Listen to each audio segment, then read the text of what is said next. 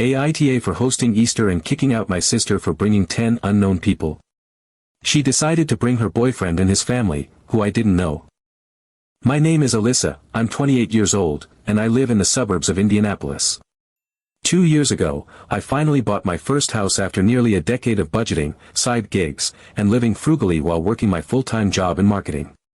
It's nothing extravagant, but it's mine, and I take a lot of pride in it. Hosting family has become one of my small joys in life, especially holiday brunches.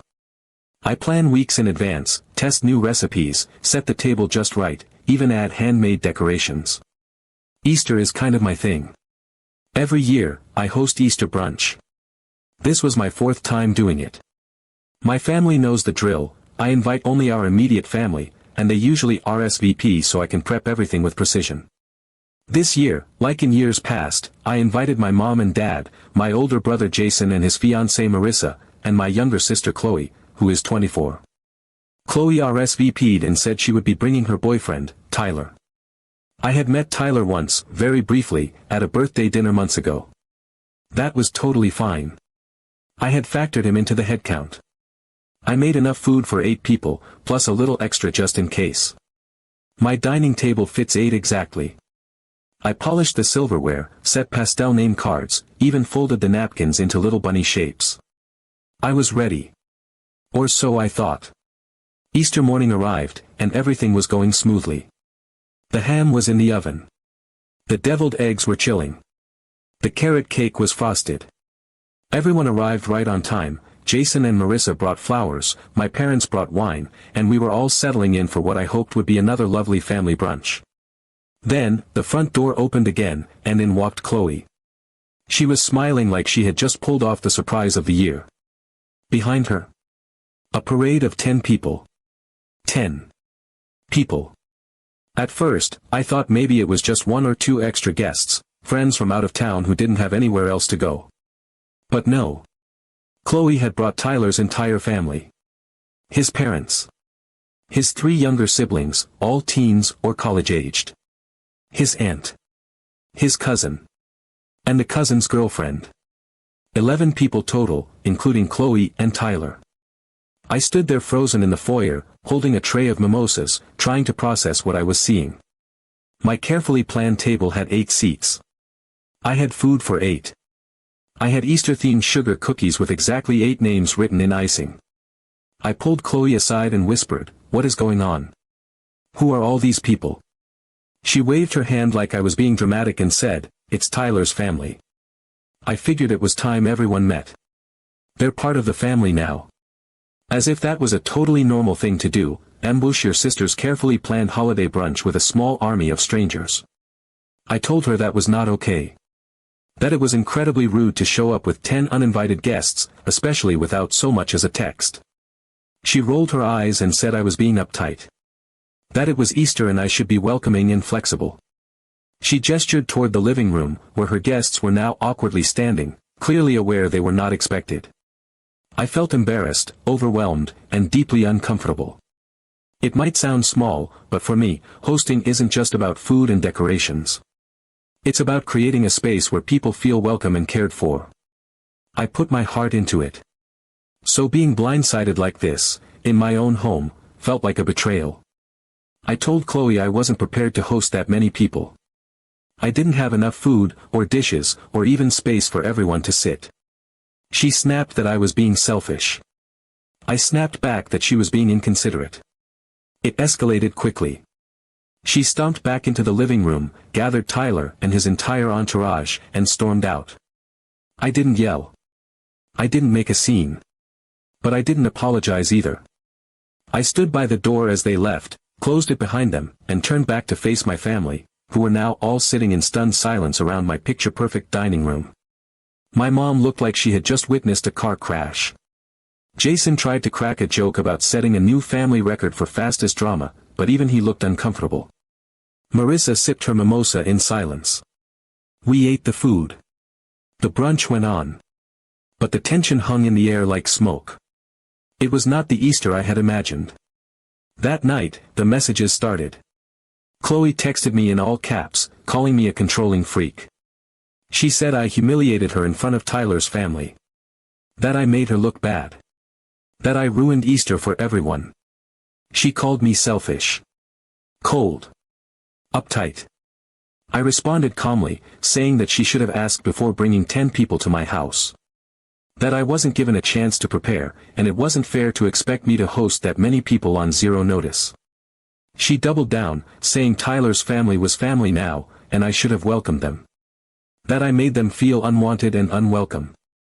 I pointed out that I had only met Tyler once, that I didn't even know any of their names, and that it was deeply unfair to expect me to host a dozen strangers.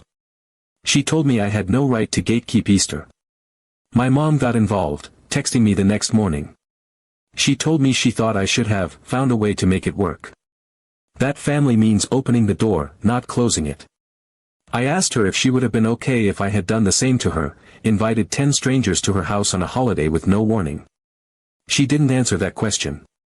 Instead, she said that Chloe felt very hurt, and that it would be best if I apologized and smoothed things over. I haven't responded to Chloe since then. I've read all her messages, and I know she's genuinely angry. But I also know I didn't do anything wrong. I wasn't cruel. I didn't scream or throw anyone out. I simply said no. I set a boundary in my own home. And somehow that made me the villain of Easter. So, I really want to know, am I the asshole for not just going with the flow and kicking them out?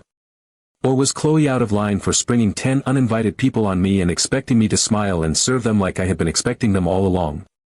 Because right now, my entire family seems to think I'm the one who ruined Easter. Update 1.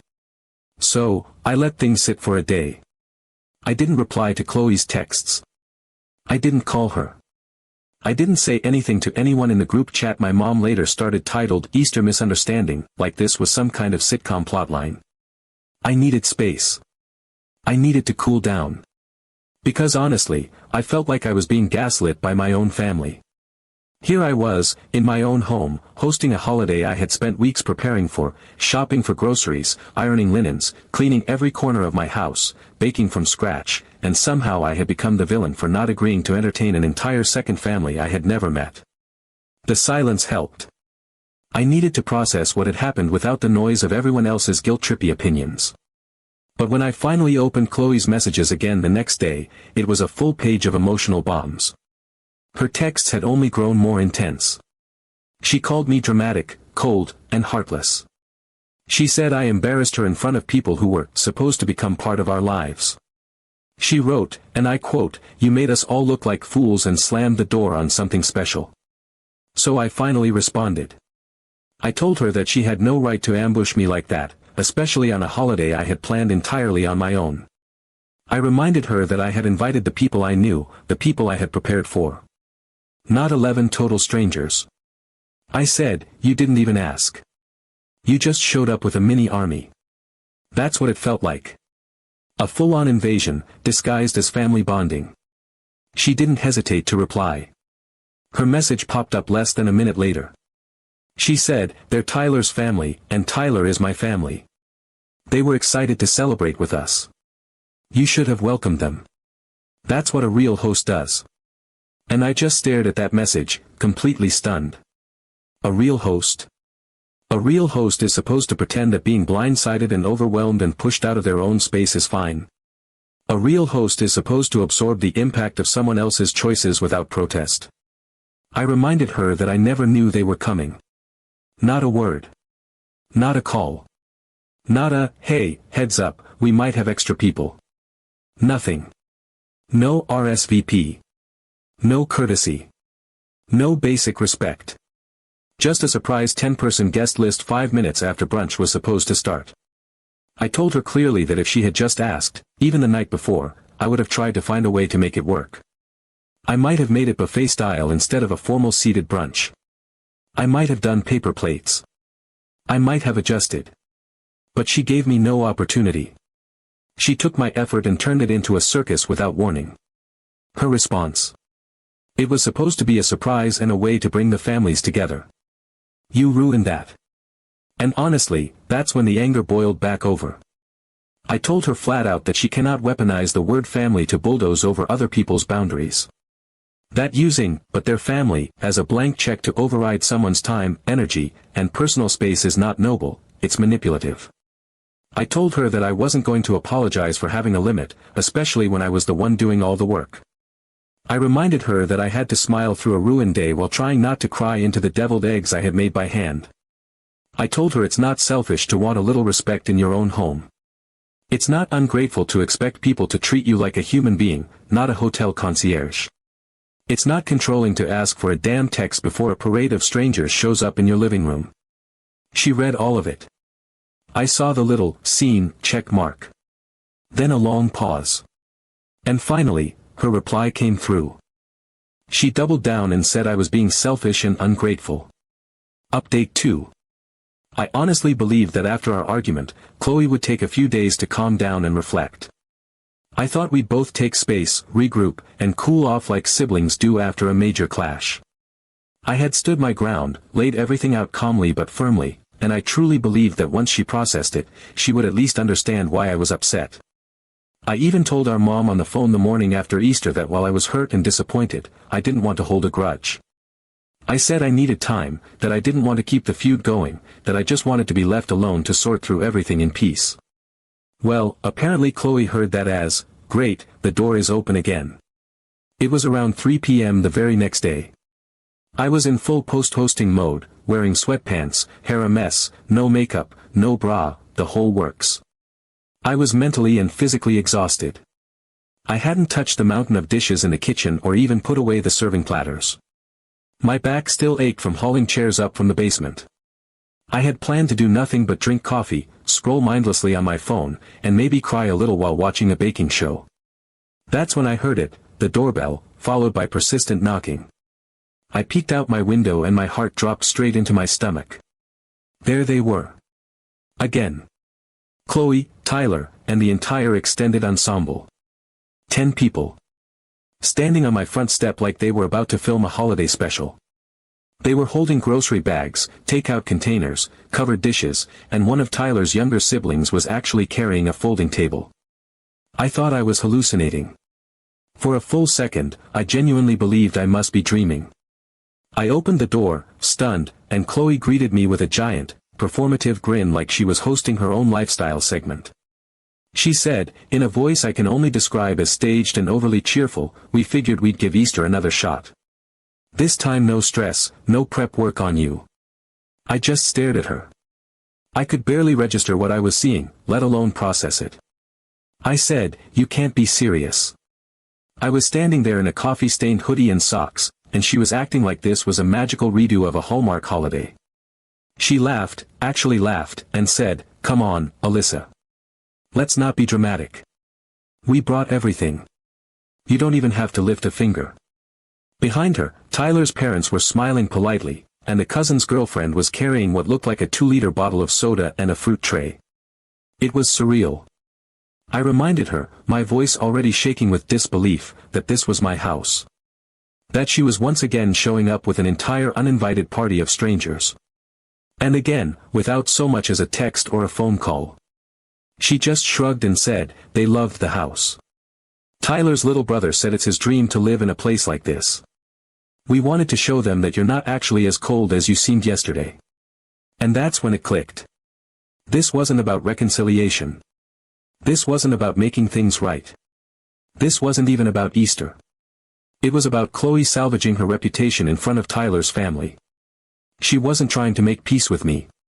She was using my home and my hospitality as a stage to prove that she wasn't the inconsiderate one. I wasn't a sister to her in that moment, I was a prop. A carefully framed backdrop for her self-image rehab campaign. The switch flipped. I shut it down immediately. I told them, firmly and without hesitation, that this was not okay. That it was not acceptable, not welcome, and not going to happen. I looked directly at Tyler's parents and said, politely, but clearly, that I was sorry they had been dragged into this awkward situation, but Chloe never got my permission. This wasn't some open-door gathering. This was my private home, and this repeated disregard for my boundaries wasn't something I was going to tolerate. The mood shifted. Tyler looked embarrassed. A few of the family members started shuffling uncomfortably. The folding table was slowly lowered to the ground. Chloe, however, went into full meltdown mode. She started crying. Real tears, loud enough for the neighbors to hear, right in the middle of my driveway. She yelled, "You're ruining my relationship," as if I was the one who had orchestrated this disaster. I told her, calmly but with all the steel I had left, "No, you are. By lying to everyone and pretending this is about family when it's about control." That was it. She screamed something unintelligible and dramatic, spun around, and stomped off, her audience of 10 awkwardly following her back to their cars like they just left a failed flash mob. One of the siblings actually waved apologetically. I nodded in return, because I genuinely felt bad for them. They didn't ask to be caught in Chloe's personal vendetta. Less than an hour later, the text started again. A string of passive-aggressive messages, all from Chloe. Stuff like, "Thanks for proving to everyone how you really are," and "Hope your perfect little brunch was worth throwing away your only sister." She stormed off and later sent me a string of passive-aggressive texts. Update 3. When my mom called a few days later, I braced myself for yet another guilt trip. I had been dodging Chloe's passive-aggressive messages like emotional landmines, and I was honestly expecting my mom to join the campaign. But her voice on the phone caught me off guard. It wasn't angry, or emotional, or performative, it just sounded tired. Not the kind of tired that comes from lack of sleep, but the kind that builds up from watching your kids fall apart over something stupid and feeling powerless to stop it. She asked if we could all meet, me, her, Chloe, Tyler, and some of Tyler's family, at her house to talk things out.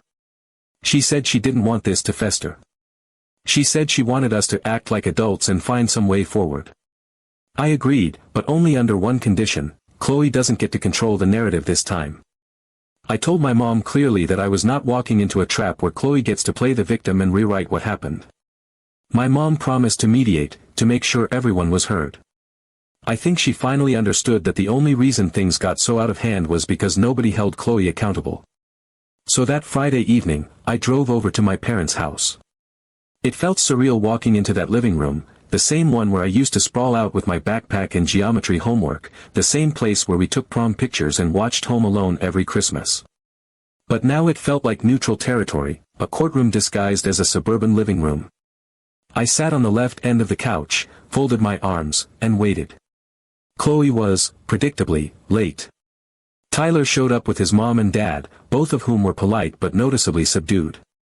Nobody touched the tea my mom had put out. When Chloe finally walked in, it was like she had rehearsed for a role. Her body language screamed victim. Her face had that blank pouty expression she used to wear as a teenager when she got grounded. She didn't waste time, either. She launched right into it. How hurt she was, how humiliating it felt to be thrown out in front of people she cared about, how she was just trying to do something good. She said, and I quote with crystal clarity, that she just wanted her two families to meet and didn't think it was such a crime. I sat there listening in silence, jaw clenched, waiting for the same old cycle of excuse and deflection. But then something shifted. Tyler, who had barely made eye contact with anyone since walking in, suddenly spoke. He turned and looked at Chloe, calm but direct, and asked why she told him I knew. That I was totally on board with all of it. And it was like the air left the room. Chloe froze. Just froze. Like someone had hit pause on a movie. And then his mom chimed in. Her voice was soft, but it carried weight. She said that they would never have shown up unannounced if they thought I didn't know. That they brought wine and homemade desserts because Chloe had told them I was excited about them coming. She looked at me while she said it, and I could see genuine regret in her eyes. Not judgment.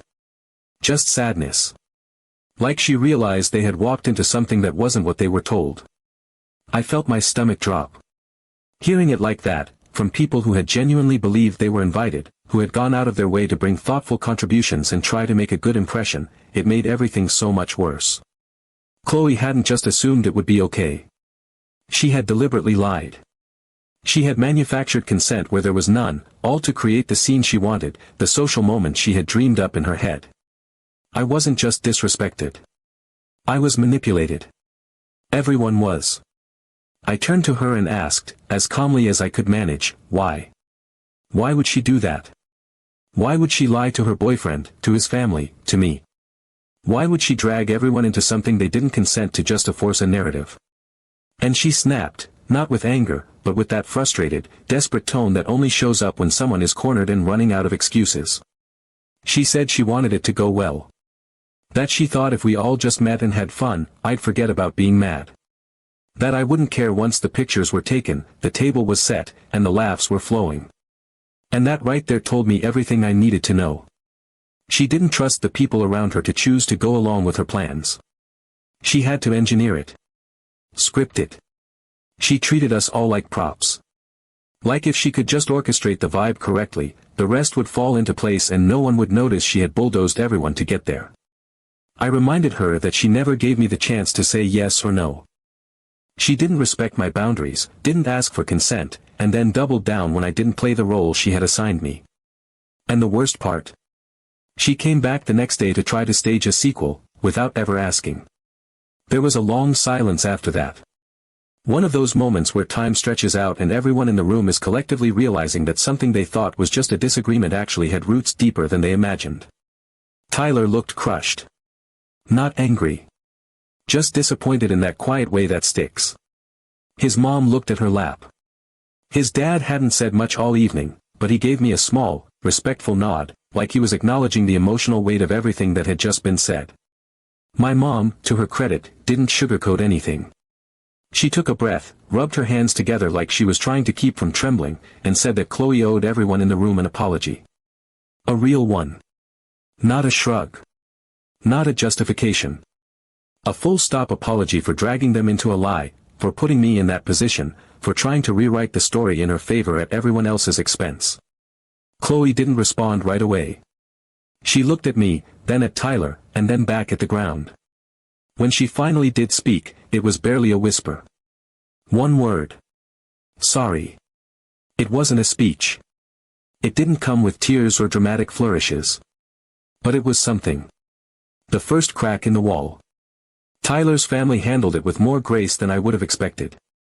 His mom said she appreciated the clarity and that they respected boundaries, that nothing like this would ever happen again. His dad added that it was clear I cared about my family and my home, and that he admired how I had handled myself. Tyler didn't say much more, but the way he glanced at Chloe as they were leaving told me this conversation wasn't over for them. There was tension there, quiet, restrained, but unmistakable. After they all left, my mom sat beside me on the couch. We didn't say much at first. She reached over and took my hand. Then, without any fanfare, she said I had been right to say no. That she had been wrong to pressure me. That she hadn't realized how much Chloe had twisted things. She said it was hard watching your children grow up and clash, but even harder when one of them is clearly in the wrong. It wasn't some big emotional breakthrough. But it felt real. And for the first time since this entire mess started, it felt like the connections between all of us, strained and tangled as they were, might actually get better. Slowly. Honestly. With real boundaries, this time.